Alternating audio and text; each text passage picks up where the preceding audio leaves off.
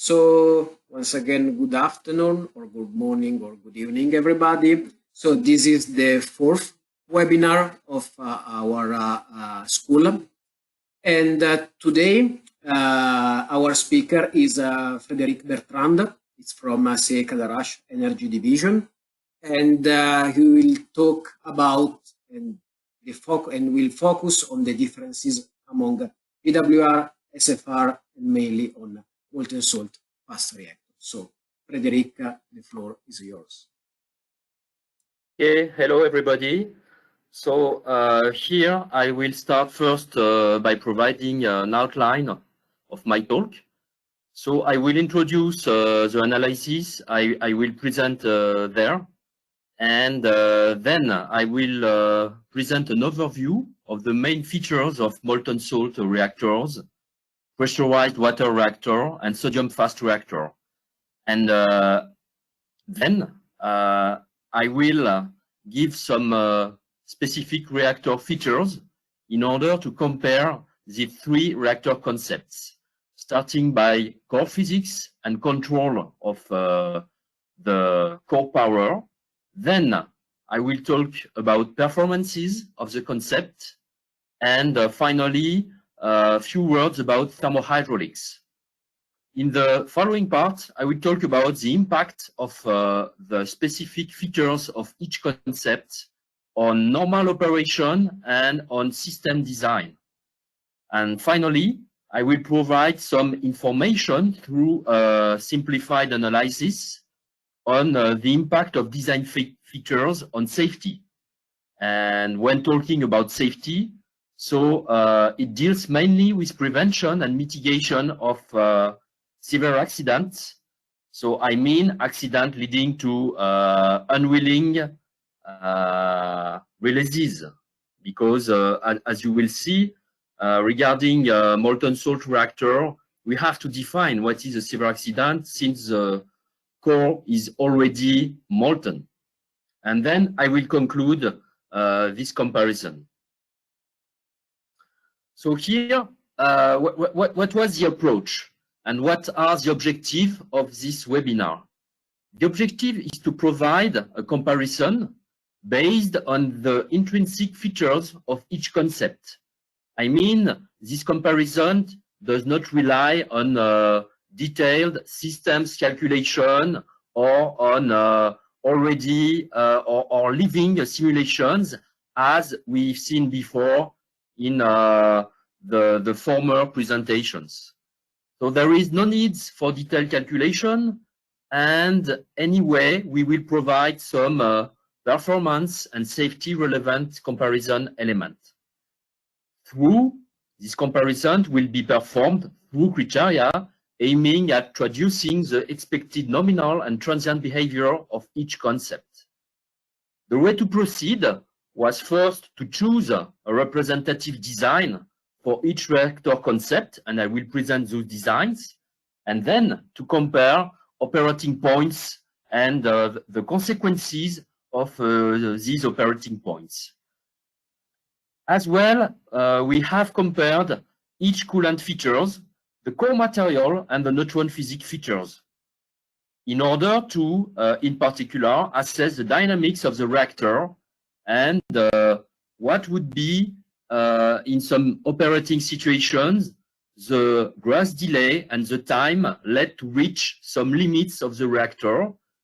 By limits, I mean the reach of thresholds, meaning that the reactor behavior will shift in another world. I mean, when you've got an accidental or a transient scenario, you know that by reaching some limits, you will have a different scenario evolution after the reach of this limit. For instance, if you uncover the core of a reactor with a solid fuel, you know that after that, you will obtain a molten core situation.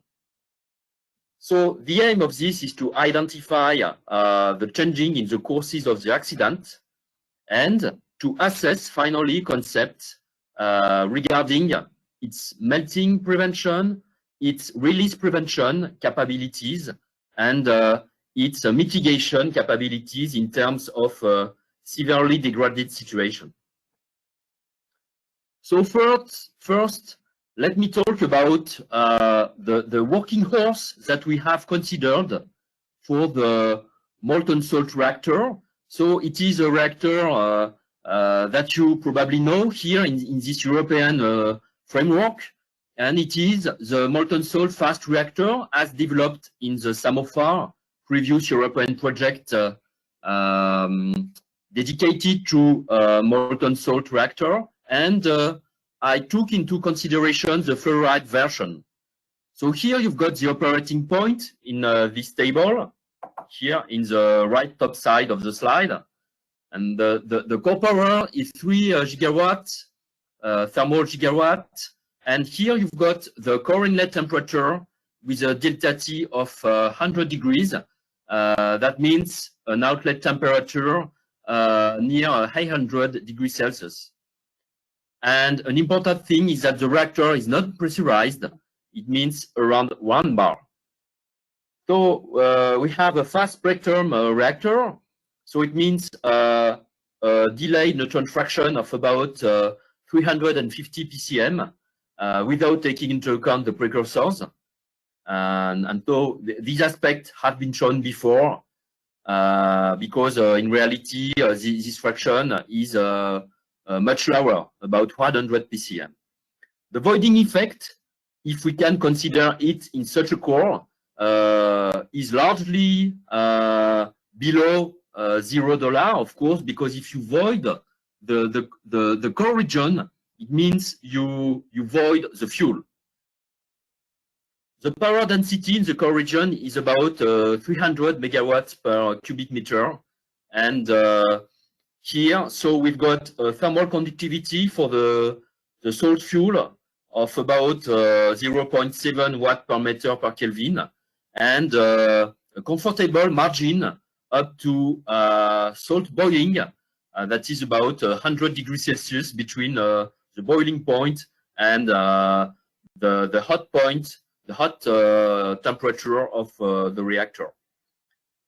A small mass inventory of about 70 tons, and meaning about 20 cubic meter, and it means that the reactor is pretty compact.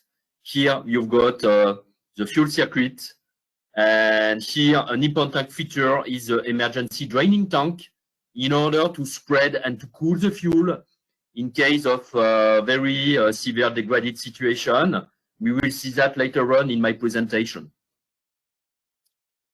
Here, let me talk about a sodium fast reactor concept, which is the ASTRID reactor concept, studied at CEA for 10 years.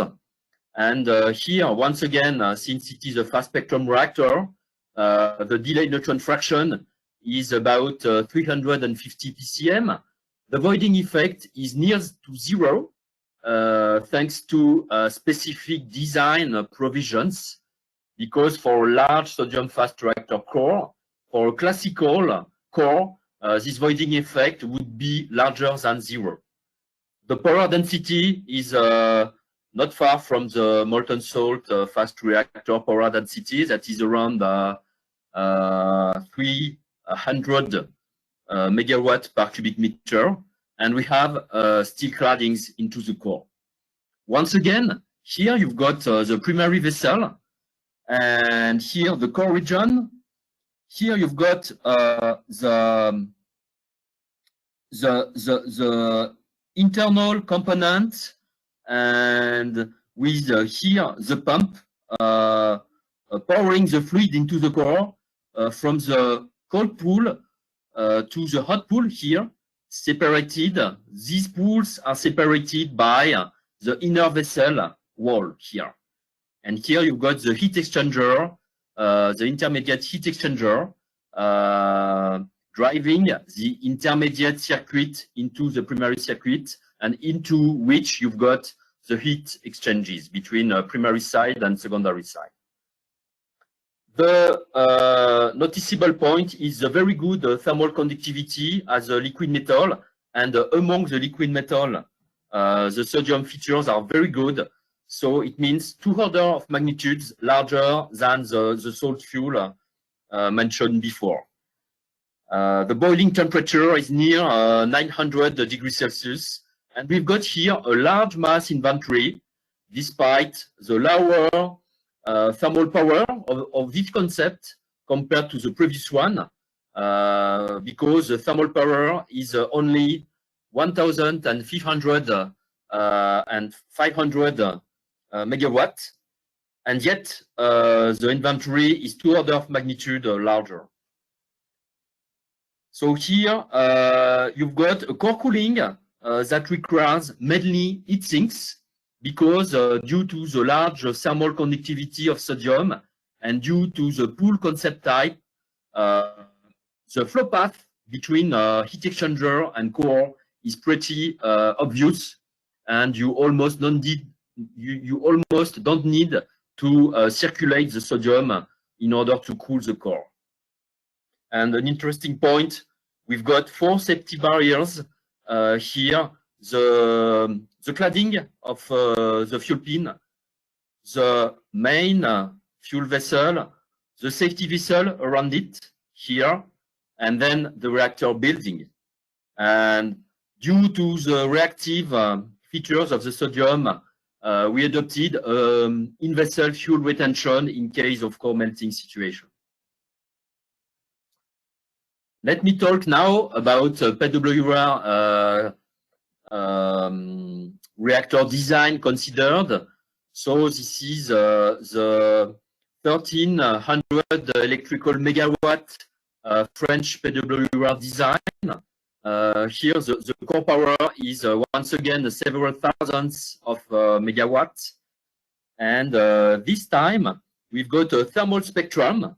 So it means that the delayed neutron fraction is about 2 times larger than for the fast reactor concept, and you will see later that this feature have some consequences in the transient behavior of the reactor. The Doppler constant is pretty large here, and the power density is smaller than that of the previous presented concept. Here, the important thing is that we've got a pressurized concept at 150 bars, and a pretty much colder operating temperature with a small delta T of about 40 degrees between the core inlet and the core outlet. The zircaloy is the material constituting the claddings, and we've got, in order to control the core reactivity, additionally to the control rod, a dissolved boron into the primary water. The thermal conductivity of water, of liquid water, is near that of the salt fuel mentioned before. And we've got a two-phase primary circuit. So it means a pressurizer in order to be able to control the pressure in this primary circuit. And we've got, as a coolant, an oxidizing material, because steam in particular is able to oxidize the claddings, the zircaloy claddings, or the steel in case of accident. That is, in case of high temperature, favoring the kinetics of the oxidation reaction. So the core cooling requires the primary inventory, the primary level in the vessel, and this concept requires a containment, protecting the last barrier against pressure effects, because this is a pressurized concept, and in case of loss of coolant accident, you will have to reduce the pressure in the reactor building. And globally speaking, the systems are somehow complex and numerous, because this is the result of a pressurized system. You have to manage the core cooling in a large pressure range, so it means to have a successive cooling system depending on the pressure. Regarding now the core physics, what we can emphasize is here, due to the fission cross-section, depending on the neutrons energy. Here we've got the thermal energy domain for the neutrons, and here the fast energy domain. And as you can see, you've got several order of magnitude between the fission cross-section here for uranium-5, between the thermal region and the fast neutron region. So it means, in order to be able to have a critical core, when talking about fast spectrum, you need to enrich more the fuel compared to the thermal spectra reactor. And this larger enrichment is very structurating for the accident behavior, for the possibility to have recriticalities when you change the core geometry. We will see that later on. Another specific feature is the delayed neutron fraction. Here, a smaller delayed neutron fraction for fast spectra means that for the same reactivity insertion, the power will increase more and fast for a fast spectrum reactor, especially since the life duration of the fast neutrons is 2 or 3 order of magnitude lower than for the thermal neutrons. So a way to explain this in a simple manner is to say that fast reactors have a core kinetics and a higher potential for recriticalities. And as you will see, this is an important feature of the operation and safety of the reactor, and an important difference here. Here in this table, I represented the reactivity feedback. So we were talking about load following earlier, but in principle, for any core, if you change the load demand, the core will adapt. It is true for molten salt reactor, but it is true again for other concepts. But the quality of molten salt reactor is that this load following can happen very fast and very easily. So here you can notice the Doppler feedback effect that is pretty small for the SFR, and a little bit more important for the fluoride version of the molten salt reactor. It is not true for a chloride version, for which the Doppler reactivity feedback is small and near zero, actually. And for PWR, it is of the same order of magnitude. The fuel expansion effect is larger for the molten salt reactor, and as you can see, by talking about reactivity feedback, when increasing the fuel temperature of 1 degree, we've got the overall reactivity feedback of about 8 degrees, 8 ppm by degree. It is not the same for the SFR, because this reactivity feedback related to the fuel is pretty smaller. You've got other reactivity feedback. I won't enter into these details here, but the other reactivity feedback takes a longer time to be actuated. An important thing is for the PWR, you've got a strong moderating effect here with a 1 order of magnitude higher, which is 1 order of magnitude higher or 2 compared to other effects.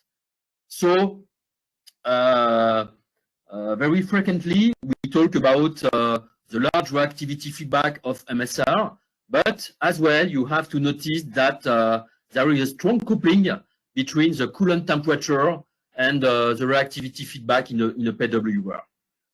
Regarding voiding effect, in a PWR it is negative, so it means that when you've got a core uncovery, you don't need to scrap the core soon, because you remove the moderator from the core, and the fission chain reaction can happen anymore. So how is controlled the reactivity swing between the beginning of life and the end of life? So for the MSR, this is due to fuel loading and unloading, which is an online treatment. So there is no need for control rods, as explained before. For SFR, it is controlled only through control rods. For PWR, you've got the boron concentration adjustment during the lifetime of the fuel.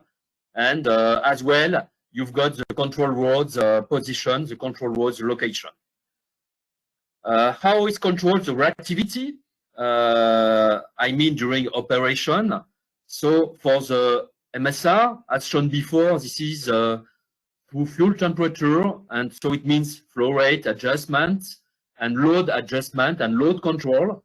For SFR, this is through control rods, and for PWR, once again, this is through boron concentration in coolant and through control rods. So of course, boron concentration control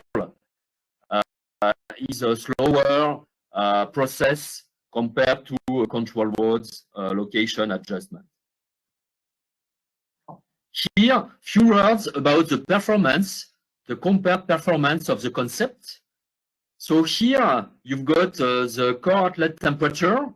So for SFR, it is about 550 degrees Celsius. For PWR, 330 degrees Celsius.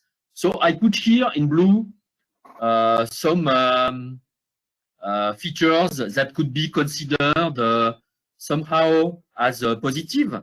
So this low core outlet temperature is positive in terms of material constraints compared to other concepts, but it is negative for efficiency of the reactor.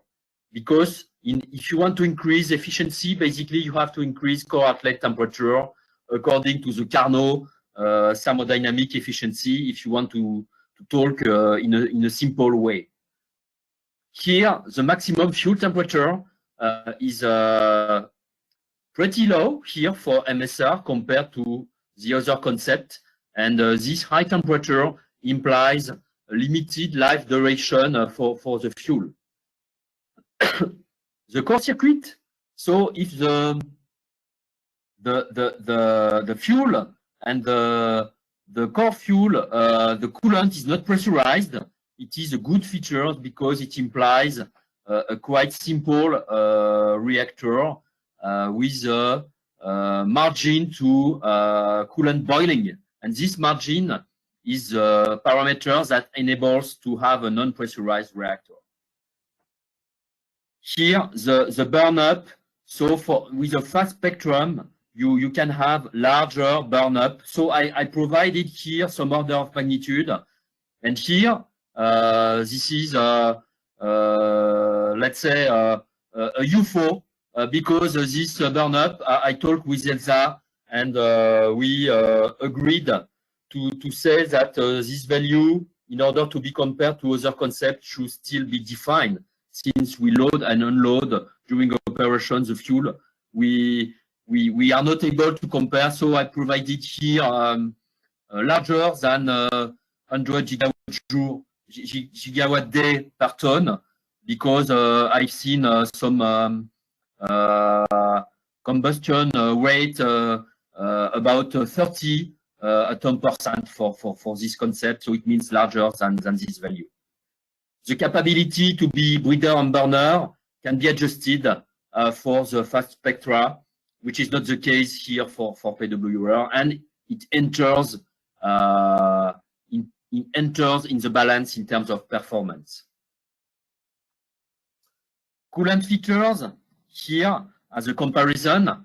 So the boiling point is pretty comfortable for the MSR, at least for the fluoride version.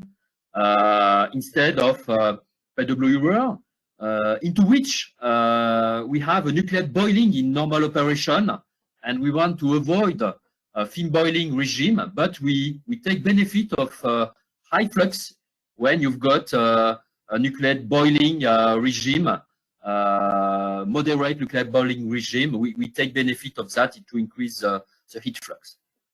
Here you've got the coolant freezing temperature.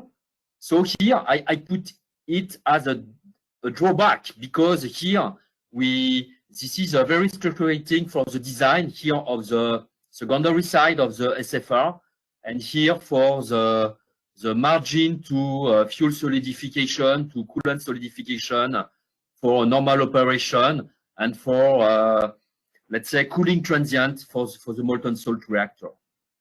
The density of the coolant, which is a good point, because it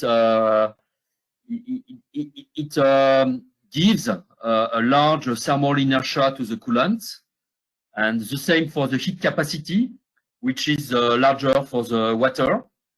Thermal conductivity, this is a good point for the heat transfer coefficient, which is very high in sodium compared to the other concept.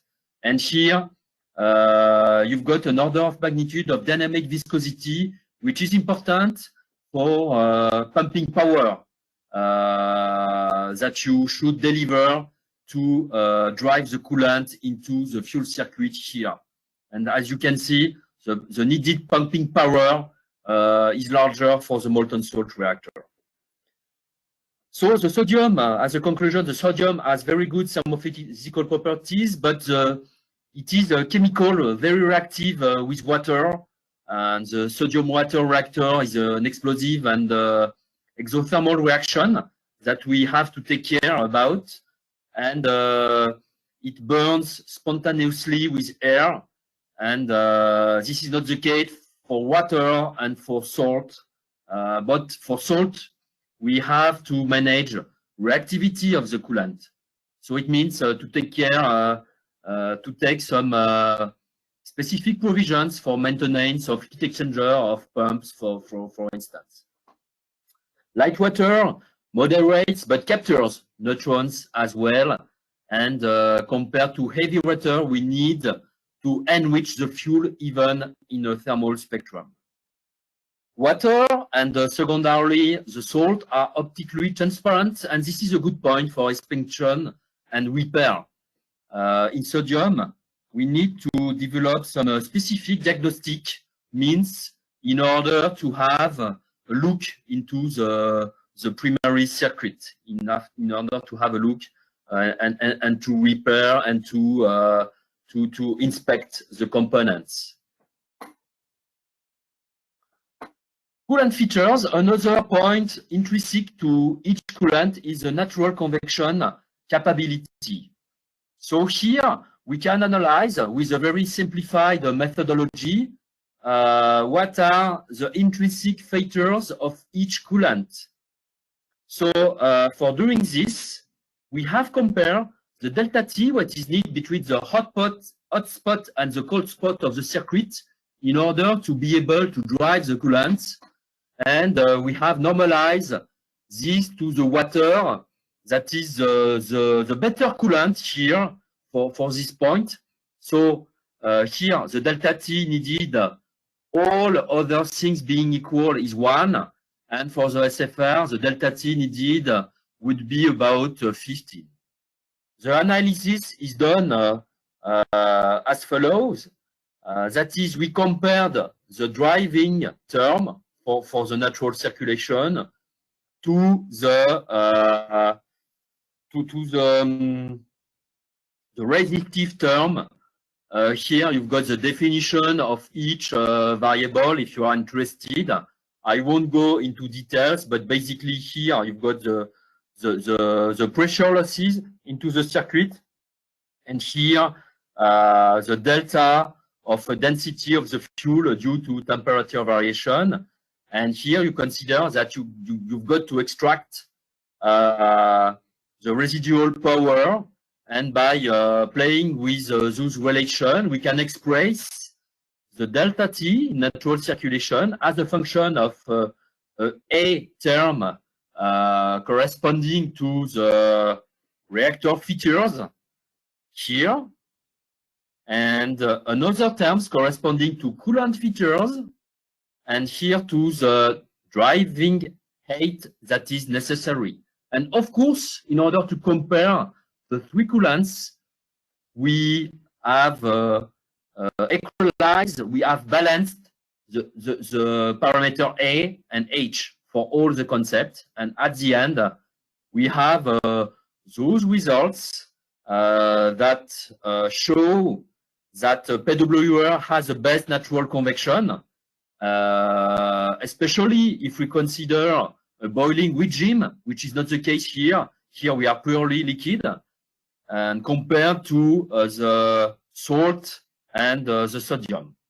Even if, of course, the results are not so bad for the two other guys, because here I've made the comparison with gaseous coolant, and this is another story. Gaseous coolant are pretty not good for natural circulation. So what are the impact of those features on design of the reactor? I try to summarize the main impact. So talking about molten salt reactor, the large margin to boiling enables a fuel circuit without pressurization. I've already said that, but anyway, we need an expansion volume in order to accommodate the salt level variations. We don't need any pressurizer, but we need a cover gas volume to welcome the fission gas and to accommodate the level variation when the temperature of the salt varies. The high temperature, the corrosive nature of the salt, and the neutron flux are the three challenging parameters for reactor structures. So we have to take this into consideration and to make studies and R&D activities on this. The breeder or isogenerator MSFR concept salt composition can be adjusted in order to reach a breeder or a burner consideration. And we do not need any control rod in the reactor design, because the subcriticality can be achieved by increasing neutron leaks by geometry range of the fuel or temperature change. Geometry range is an extreme situation that I illustrated before through the presence of the emergency draining tank that enables to spray the fuel and to increase the leaks. The reactor is a pool concept because the interfaces between the salt and the outside should be minimized, because you will have some activity flux around the salt, and you don't need to have some pipes and something like that in order to limit the dose around this fuel circuit and to minimize the outcore region for this fuel salt. An intermediate circuit is necessary, and as for the sodium fast reactor, we've got 3 circuits in order to prevent an ingress of the conversion fluid into the fuel circuit in case of breach into the intermediate heat exchanger, because the conversion circuit is operated with a high pressure fluid that will not suitable in the fuel circuit, not designed to withstand a high pressure. The fuel is not divided into pins or rods or into particles like in HTR, for instance. So it means that the fission gases are released directly into the fuel circuit. And if you do not want to have a pressurization during operation of the circuit, you have to extract those fission gas during the reactor operation. This is not necessarily done online. This can be done by batch already, of course. For SFR, once again, the large margin enable to have a primary circuit without pressure. Due to the reactivity of sodium, you've got to interpose an intermediate circuit in order to not allow water-sodium reaction into the intermediate exchanger. And another solution is to put a gas power conversion system in order to eliminate this reaction possibility. So the core being solid, you have to keep the fission gases in the fuel pin, so it limits the lifetime duration of the fuel into the core.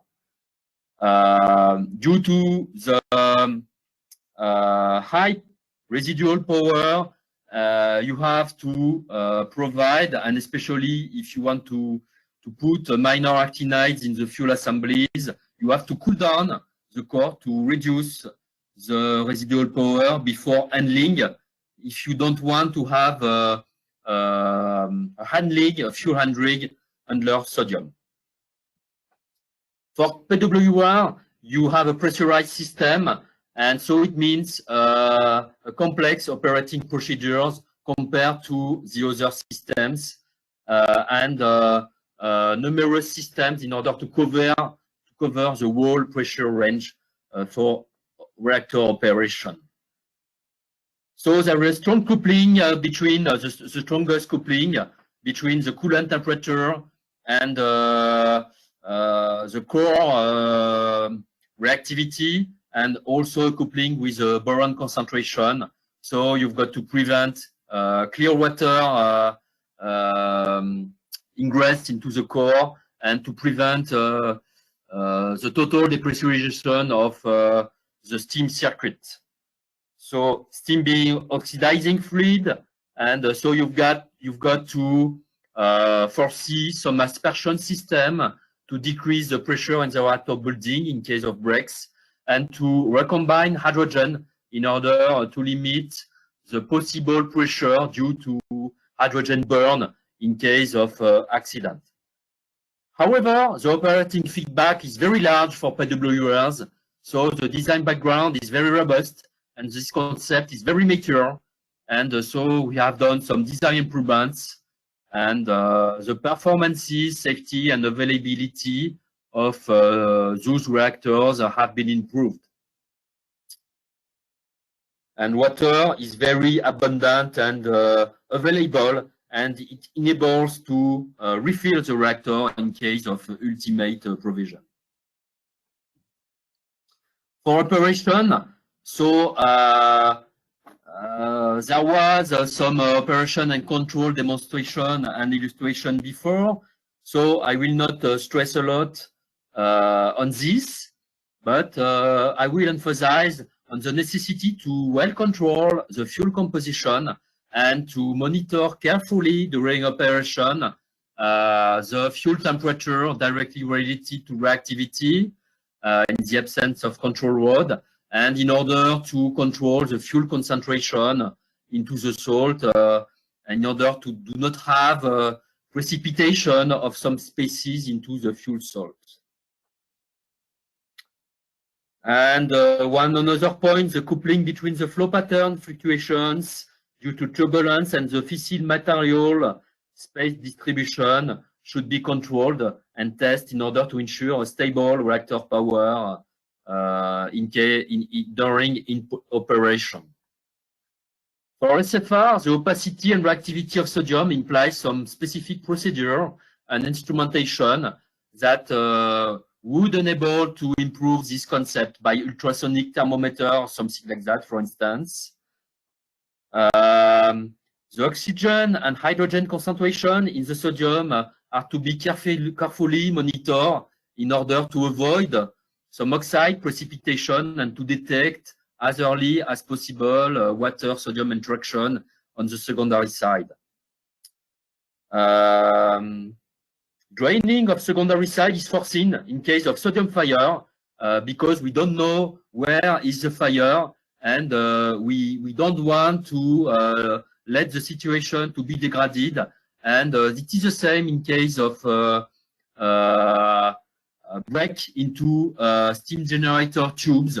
We drain the implied steam generator and the secondary side that is affected by the accident. As far as PWRs are concerned, so This reactor needs some reactor shutdown dedicating cooling system. There is a management of operation regime in a single phase water configuration, but also liquid steam configuration in the primary circuit.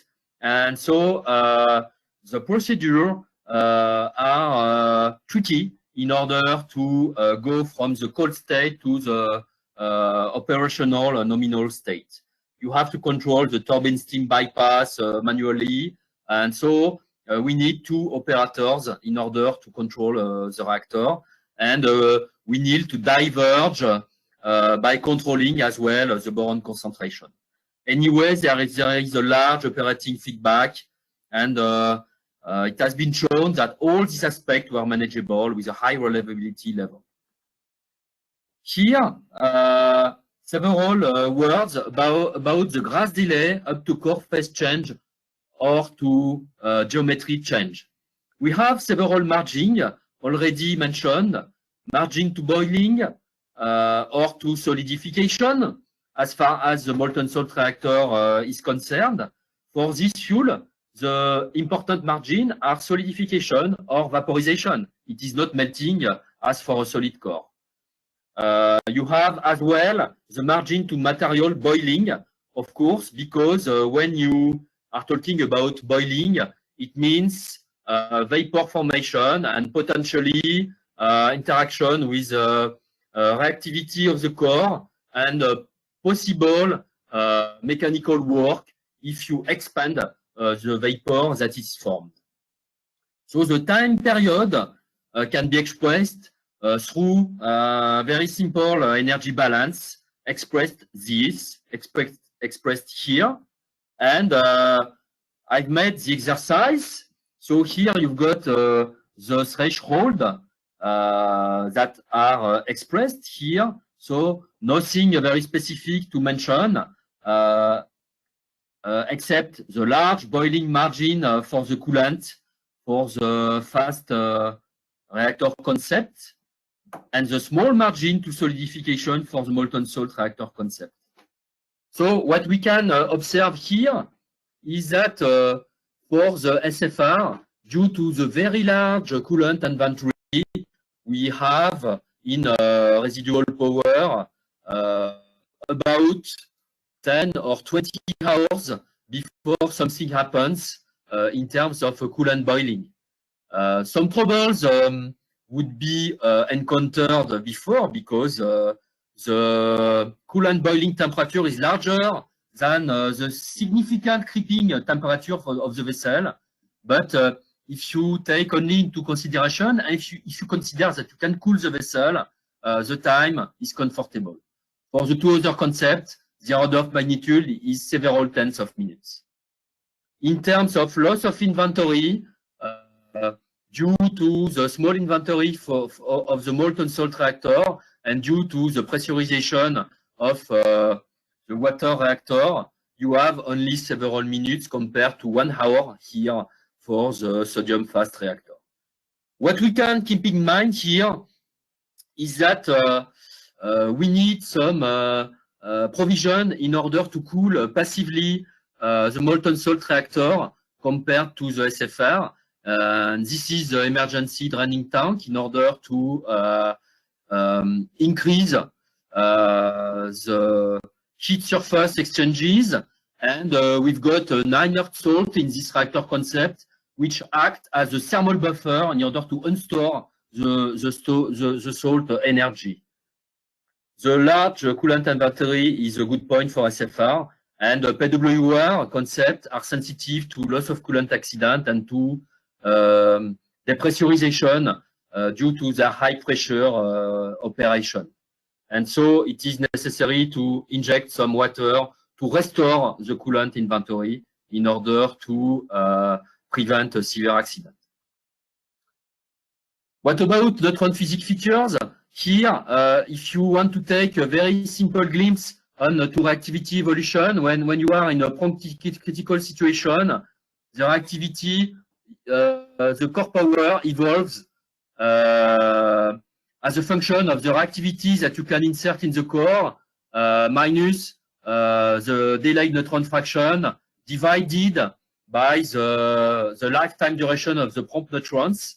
And here, if you want to assess the maximum reactivity that you can insert into a core, you have to take you can insert into the core without being prompt critical. You can make this simplified balance between the reactivities that you can insert, and if you want not to reach net reactivity equal to $1, you have to take into consideration the thermal reactivity feedback between the nominal temperature and the melting temperature or the boiling temperature as far as the molten salt reactor is concerned. And if you make this exercise, so you observe that you can insert about $20 in a molten salt reactor, which is very pardoning, very forgiving for this kind of transient, whereas it is only about $2 for other concepts. And what you can see, the good point related to the lower enrichment of the PWR is that if you compact the core, you don't have any reactivity increase because you degrade the moderation ratio and you don't have fission anymore. So this is typical from fast spectrum. But if you consider the overall freezing of the core region for the molten salt reactor, you can see that the reactivity inserted is pretty small compared to the core compaction of 7 sub-assemblies of a sodium fast reactor. So to summarize, the fast reactors are more sensitive, of course, to reactivity insertion. The core does not operate in its more reactive configuration. If you void the coolant or if you compact the core material, you will insert some reactivity. MSR has a large margin up to prompt criticality, and the coolant is not pretty volatile, so we do not see how we could insert some mechanical energy into the primary vessel, but I will detail this in the next slide. Here, this is the potential for barrier loadings and what are the confinement features. Potential for barrier mechanical loadings depends on the volatility of the coolant. Volatility means highly volatile coolant or core materials means high saturation pressure, high tension vapor, or chemical reaction generating mechanical energy like hydrogen combustion, for instance, or monoxide carbide combustion. Or you can load the barrier on a longer term through thermal flux. Okay? So if you observe the various reactor concept, so you can see that in OSFR, you've got some sodium here. So the saturation pressure is about 100 bars at 2000 K. So it means that this concept is sensitive to fuel-coolant interaction. The saturation pressure of steel and of fuel are pretty high, and those temperatures could be reached in case of very severe power excursion, in case of energetic accident.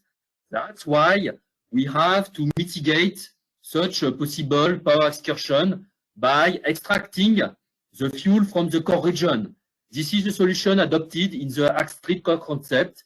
We put some transfer tube in order to extract the fuel when the core is molten from the core region and to lower the reactivity. But there is still the LCI to manage, and we have to study those phenomena. So for the molten salt, you can see that the salt saturation pressure for the fluoride is pretty low, and but we have to study anyway, however, the possibility to have volatile compounds formed due to fission products formed during the reactor operation. But we did not identify some possibility to load with pressure the barriers at that time of the studies. Regarding the PWR, we have, of course, a high saturation pressure for water, and we could have fuel coolant interaction, direct containment heating, and that's why fuel coolant interaction in reactor pit are prevented. Those are practically eliminated situation. The hydrogen combustion is mitigated through hydrogen recombiners, and the molten corium concrete interaction has to be mitigated as well by controlling the corium spreading and by a core catcher in the EPR concept, for instance. So here, if we want to compare accident and transient behavior as a synthesis, we can keep in mind that MSR has a small thermal inertia.